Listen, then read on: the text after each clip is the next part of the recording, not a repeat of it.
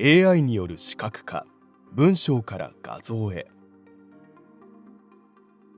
人はそれぞれ異なる得意分野があり、誰もがビジュアルアートの才能を持っているわけではありませんが、だからといって私たちの想像力を制限すべきではありません。例えば地域のボランティアとして本の寄付を募る企画があり、地元でポスターを展示する許可を得るとします。あなたはこの活動の趣旨を効果的に伝え、地域の有志の参加と寄付を呼びかけるポスターを作成することにしましたが、ポスターのイラスト作成に苦戦しています。ここで文章から画像を生成するツールが役立ちます。これらの生成ツールは高度なアルゴリズムを使用して、あなたの書いた文章の意味と意図を解釈し、あなたの想像を具現化する画像を作り出します。このテクノロジーの一例として、オープン AI が開発した AI モデル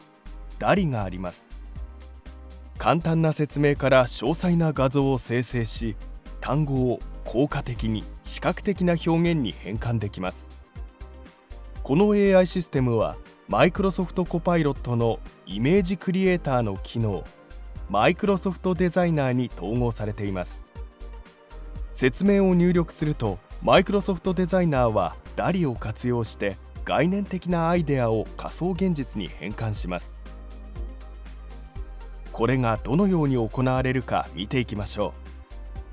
う。例えば本の寄付のイベントのポスターに追加する画像を作成するとしましょう。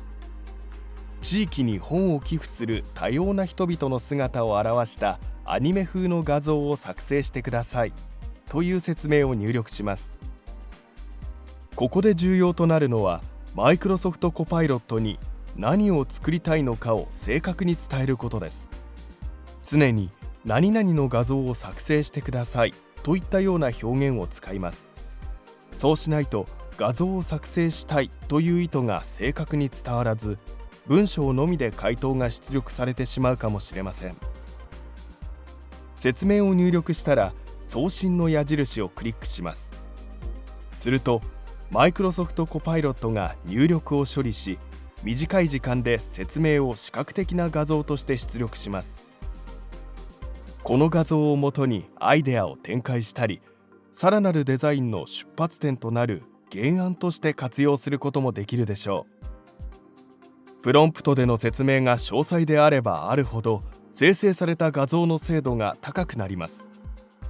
制作したい画像について詳細な情報をためらうことなく追加してください。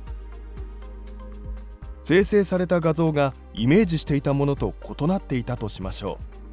う。例えばある特定の背景の画像を追加したいとします。その場合はマイクロソフトコパイロットに画像の編集を依頼できます。試しにやってみましょう。都市の背景を追加してくださいと入力し送信します。このようにマイクロソフトコパイロットは依頼した修正の内容に一致する画像を作成します。生成 AI は製品設計から芸術的創造まで幅広く実用化が進んでおり、その可能性は日々拡大しています。家のリフォームでも、最新のプロジェクトにイラスト素材が必要な時でも、AI ジェネレーターは必要なものを視覚化してくれます。次回画像が必要になった時には、イメージするものを AI に文章で伝えるだけでそれが手に入ることを覚えておいてください。